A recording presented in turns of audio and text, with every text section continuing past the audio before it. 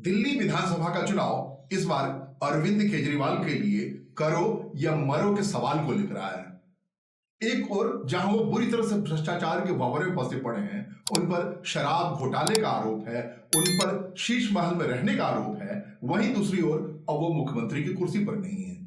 पिछले 2 चुनाव वो मुख्यमंत्री होने के नाते, उसके हनक के नाते जीतते रहे थे, लेकिन इस बार की स्थिति अलग है।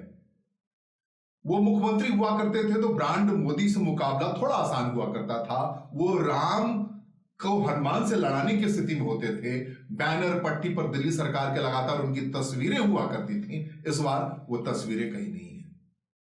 और जब चुनावी लहर अपने पूरे उफान पर है, वहां अरविंद केजरीवाल को बार बार यह भय सता रहा है कि मुख्यमंत्री आतिशी गिरफ्तार की जाएंगी, मनीष सिसोदिया के घर रेड होगा। तो यह स्थिति बिल्कुल अलग है। एक व्यक्ति जो इंडिया अगेंस्ट करप्शन के मूवमेंट से निकला हो, उस पर ही करप्ट होने का आरोप है और पुलिस एजेंसी तमाम लोग उसके चारों ओर घूम रहे हैं।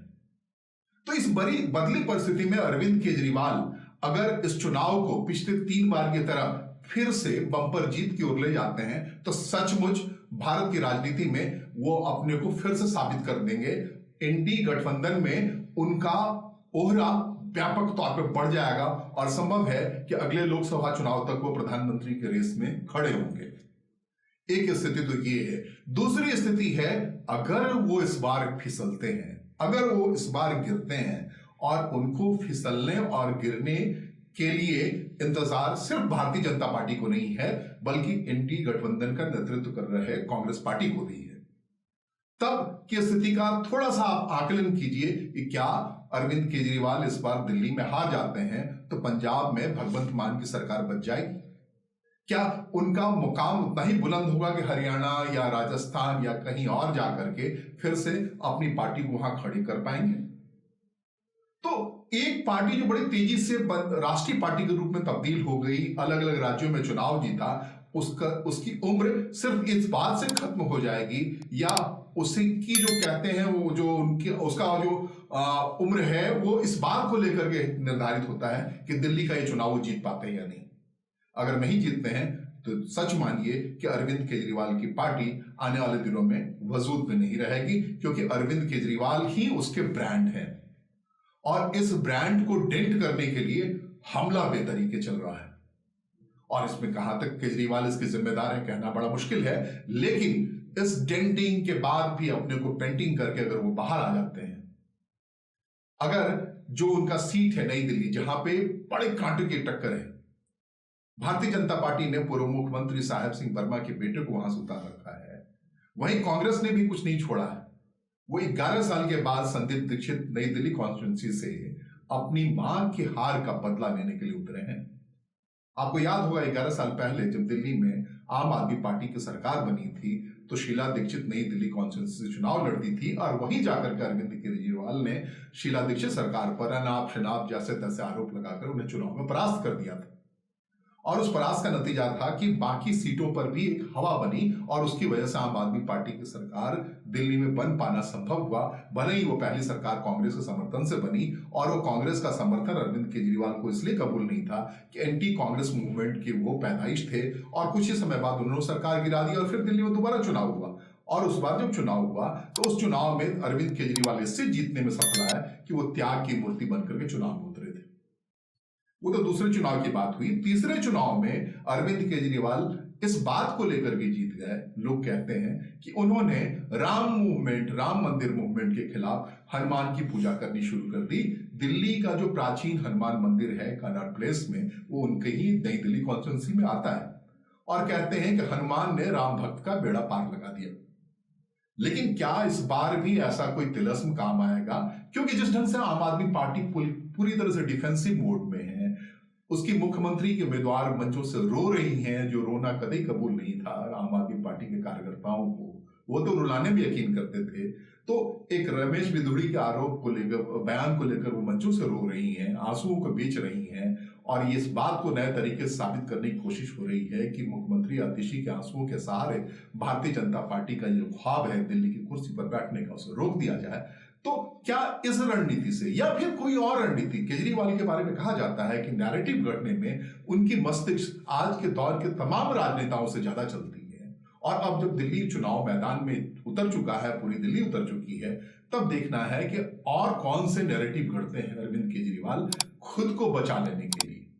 कुछ करते हैं या नहीं करते हैं भारतीय जनता पार्टी के इस मूव को पूरी तरह से किनारे करने के लिए, और इस पतवार से बाहर निकल पाते हैं या नहीं। अगर निकलते हैं तो जैसा ही मैंने आरंभ में कहा कि निश्चित तौर पर वो जो अगला लोकसभा चुनाव होगा जो 2029 में होना है, उसमें प्रधानमंत्री के उम्मीदवार होंगे, और ये ख्वाब अरविंद केजरीवाल का पूरा होगा कि वो प्रधानमंत्री के बराबर में आ जाएंगे। ब्रांड केजरीवाल तब संभव है ब्रांड मोदी से बड़ा हो जाए,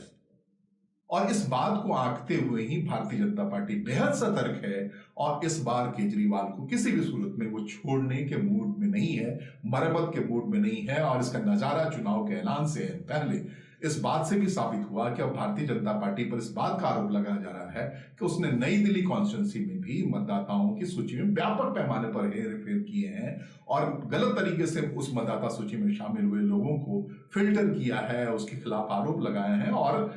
उस बात को लेकर भारतीय जनता पार्टी के इस मूव को लेकर के आम आदमी पार्टी बेहद चिंतित है। आपको याद दिला दूं कि आम आदमी पार्टी वही पार्टी है जो अरविंद केजरीवाल ने चुनाव लड़ने का फैसला किया तब चुपचाप से, तब वो गाजियाबाद के बाशिंदा हुआ करते थे, और गाजियाबाद के कौशाम्बी में आईटी अपार्टमेंट में वो रहा करते थे, और वहां के मतदाता सूची में उनका नाम था। गाजियाबाद में उनके नाम से जमीन जायदाद भी है। तो उस सूची में होने के बावजूद भी चुपचाप से एक दिल्ली के बॉर्डर से खड़ा हुआ मूवमेंट दिल्ली की गद्दी पर इसलिए बैठ गया कि चुपचाप से वो शीला दीक्षित के खिलाफ अचानक से ऐलान किया उन्होंने, मुख्यमंत्री शीला दीक्षित के खिलाफ चुनाव लड़ने का, और उस चुनाव में लड़ने के लिए नई दिल्ली के मतदाता सूची में अरविंद केजरीवाल का नाम पहुंच गया। तो ये जो तरीका है आम आदमी पार्टी का, जो काफी पारंपरिक तरीका से अलग है, कहते हैं कि जब से दुनिया में आईटी का इंसर्जेंस हुआ है, साइबर का इंसर्जेंस हुआ है, तो दुनिया में अलग अलग राज्यों में, अलग अलग देशों में देखा गया है मूवमेंट। उस मूवमेंट के अगुवा के तौर पे भारत में अरविंद केजरीवाल रहे हैं, और उस जो साइबर नॉलेज की जानकारी है उसके आधार पर अरविंद केजरीवाल का नाम नई दिल्ली के मतदाता सूची में वहां पहुंचने से पहले ही पहुंच गया था। ये बड़े अचरज की बात तब महसूस की गई थी, और अब उसका इलाज इस बार के चुनाव में भारतीय जनता पार्टी बड़े कायदे से निकाल रही है। तमाम इस ढंग के नाम जो मतदाता सूची में शामिल हुए हैं, जो इंक्लाइन टुवार्ड्स आम आदमी पार्टी हैं, उनके कार्यकर्ता हैं, उनके नेता हैं, जो अलग अलग जगह पे हैं, उन सबको कायदे से निकाला जा रहा है। और कह रहे हैं कि 5 लाख से ज्यादा वोटर्स के बारे में शिकायत आई है और दिल्ली में, पूरे दिल्ली में, और उसमें सबसे ज्यादा शिकायत नई दिल्ली कॉन्स्टिट्यूंसी से आई है, और उसे चुनाव आयोग ने बड़े कायदे से हटाया है। तो आप समझ सकते हैं कि नेल टू नेल फाइट है, बिल्कुल जीरो ग्राउंड पे जाके फाइट किया जा रहा है। मतदाता सूची में इस बार भारतीय जनता पार्टी के होशियार लोगों को शामिल किया जा रहा है ताकि वहां बूथ एजेंट बनाया जा सके, और कह रहे हैं कि आम आदमी पार्टी के अंदर ही एक ऐसी बगावत खड़ी की जानी है कि हो सकता है कि चुनाव के ऐन दिन अरविंद केजरीवाल के बूथ एजेंट ही बगावत कर जाएं, और अरविंद केजरीवाल को नई दिल्ली कॉन्स्टिट्यूंसी तक में बूथ एजेंट तक न मिले। और इस तरीके से संभव है कि ये चुनाव, जो परवेश वर्मा जो पश्चिमी दिल्ली के कद्दावर नेता माने जाते हैं, पूर्व मुख्यमंत्री उनके पिता रहे हैं साहब सिंह वर्मा, जो काफी कद्दावर नेता थे, उनके पुत्र हैं, और साथ ही संदीप दीक्षित जो बिल्कुल कट्टर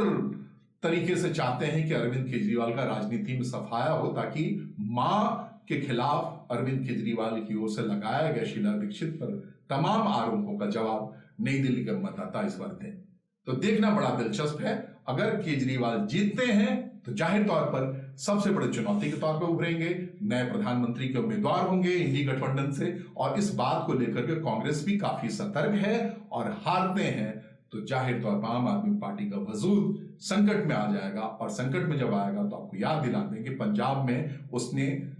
सत्ता से कांग्रेस को रिप्लेस किया है, अकाली दल को रिप्लेस किया है। अकाली दल भारतीय जनता पार्टी गठजोड़ से वहां लंबे समय तक पावर में रही थी, तो पंजाब का भी रास्ता साफ होगा, और एक जो पैरेलली कांग्रेस के जो मुस्लिम मतदाता हैं, दलित मतदाता हैं, उस पर जो डेंट लगाया है अरविंद केजरीवाल की राजनीति ने, वो सब अपने अपने जगह जाएंगे, और कांग्रेस फिर से वजूद में आएगी मुख्य प्रतिपक्षी दल के तौर पर। तो आप समझ सकते हैं कि अरविंद केजरीवाल को हराने के लिए कितना महत्वपूर्ण है दिल्ली का चुनाव, अरविंद केजरीवाल को प्रधानमंत्री का उम्मीदवार बना देने के लिए कितना महत्वपूर्ण है दिल्ली का चुनाव। देखिए चुनाव के उस रंग को, दिल्ली जिसमें पूरी तरह से रंगी है, दिल्ली को देश का धड़कन कहते हैं, तो इस धड़कते हुए धड़कन से महसूस कीजिए अरविंद केजरीवाल बनाम भारतीय जनता पार्टी और कांग्रेस की लड़ाई। धन्यवाद।